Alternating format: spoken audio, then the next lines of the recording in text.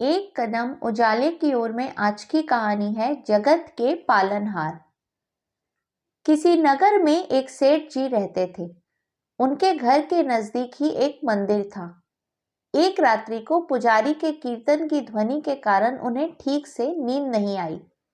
सुबह उन्होंने पुजारी जी को खूब डांटा कि यह सब क्या है।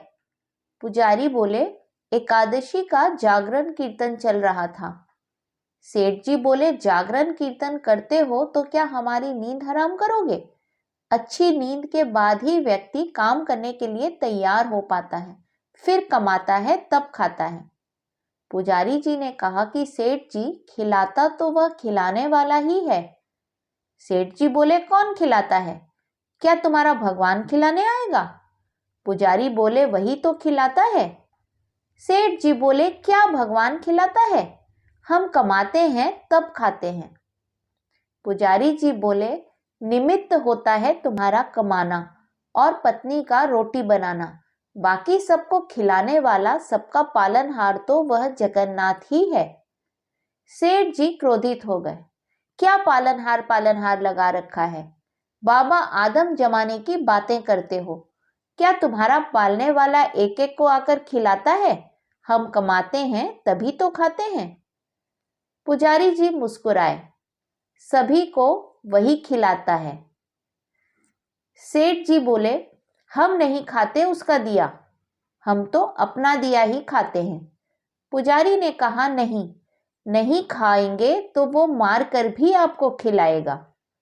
सेठ जी बोले, पुजारी जी, अगर तुम्हारा भगवान मुझे 24 घंटों में नहीं खिला पाया तो फिर तुम्हें अपना यह भजन कीर्तन सदा के लिए बंद करना होगा। पुजारी जी बोले, मैं जानता हूं कि तुम्हारी पहुंच बहुत ऊपर तक है, लेकिन उसके हाथ बड़े लंबे हैं। जब तक वह नहीं चाहता तब तक किसी का बाल भी बांका नहीं हो सकता। आजमा कर देख लीजिए। पुजारी की निष्ठा परखने के लिए सेठ जी घोर जंगल में चले गए और एक विशालकाय वृक्ष की ऊंची डाल पर यह सोचकर बैठ गए कि अब देखता हूं इधर कौन खिलाने आता है। 24 घंटे बीत जाएंगे और पुजारी जी की हार हो जाएगी। सदा के लिए कीर्तन की झंझट मिट जाएगी। तभी एक अजनबी आदमी वहां आया। उसने उसी वृक्ष के नीचे आराम किया, फिर अपना सामान उठाकर चल दिया, लेकिन अपना एक थैला वहीं पर भूल गया। भूल गया या छोड़ गया ये ईश्वर ही जाने। थोड़ी देर बाद 5 डकैत वहां पहुंचे। उनमें से एक ने अपने सरदार से कहा, उस्ताद, यहां कोई थैला पड़ा है। क्या है, जरा देखो। खोलकर देखा गया तो उसमें गरमा गर्म भोजन से भरा टिफिन था। उस्ताद, भूख लग रही है, लगता है यह भोजन भगवान ने हमारे लिए ही भेजा है। अरे, तेरा भगवान यहां कहां से भेजेगा? हमको पकड़ने या फंसाने के लिए किसी शत्रु ने जहर वहर डालकर यह टिफिन यहां रखा होगा, अथवा पुलिस का कोई षड्यंत्र होगा। इधर उधर देखो जरा, कौन रख कर गया है। उन्होंने इधर उधर देखा, लेकिन कोई भी आदमी नहीं दिखा। तब डाकुओं के मुखिया ने जोर से आवाज लगाई, कोई हो तो बताए कि यह थैला यहां कौन छोड़ गया है। सेठ जी ऊपर बैठे बैठे सोचने लगे कि अगर मैं कुछ बोलूंगा तो ये मेरे ही गले पड़ जाएंगे। वे तो चुप रहे, लेकिन जो सबके हृदय की धड़कनें चलाता है, भक्त वत्सल है, वह अपने भक्त का वचन पूरा किए बिना शांत नहीं रह सकता। उसने उन डकैतों को प्रेरित किया, उनके मन में प्रेरणा दी कि ऊपर भी देखो। उन्होंने ऊपर देखा तो वृक्ष की डाल पर एक आदमी बैठा हुआ दिखा। डकैत चिल्लाए, अरे नीचे उतर, नीचे उतर।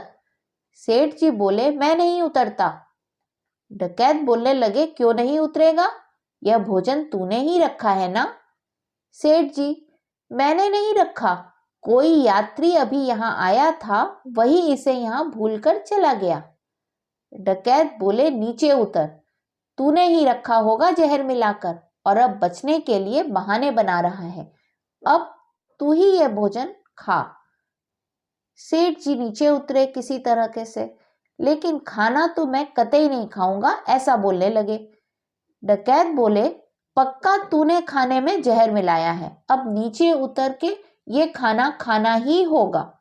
सेठ जी, मैं नहीं खाऊंगा और नीचे भी नहीं उतरूंगा। अरे कैसे नहीं उतरेगा? सरदार ने एक आदमी को हुक्म दिया, इसको जबरदस्ती नीचे उतारो। डकैत ने सेठ को पकड़कर नीचे उतारा। डकैत, ले खाना खा। सेठ जी बोले, मैं नहीं खाऊंगा। उस्ताद ने चटाक से उनके मुंह पर तमाचा जड़ दिया। सेठ को पुजारी जी की बात याद आ गई कि नहीं खाओगे तो मार कर भी खिलाएगा। सेठ फिर भी बोला, मैं नहीं खाऊंगा। डकैत, अरे कैसे नहीं खाएगा? इसकी नाक दबाओ और मुंह खोलो। डकैतों ने सेठ की नाक दबाई और मुंह खुलवाया और जबरदस्ती खिलाने को उनके मुंह में डाल दिया। वे नहीं खा रहे थे तो डकैत उन्हें पीटने लगे।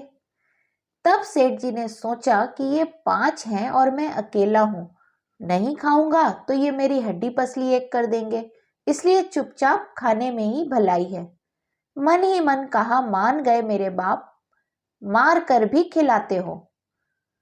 डकैतों के रूप में आकर खिला, चाहे भक्तों के रूप में आकर खिला, लेकिन खिलाने वाला तो तू ही है। आपने पुजारी की बात सत्य साबित कर दिखाई। सेठ जी के मन में भक्ति की धारा फूट पड़ी। उनको मार पीट कर डकैत वहां से चले गए तो सेठ जी भागे और पुजारी जी के पास आकर बोले, पुजारी जी मान गए आपकी बात कि नहीं खाएंगे तो वो मार कर भी खिलाएगा। इस कहानी का संदेश मेरे दृष्टिकोण से, परमात्मा ही जगत की व्यवस्था का कुशल संचालन करते हैं, अतः हमें परमात्मा पर विश्वास ही नहीं बल्कि दृढ़ विश्वास रखना चाहिए। हरि ओम।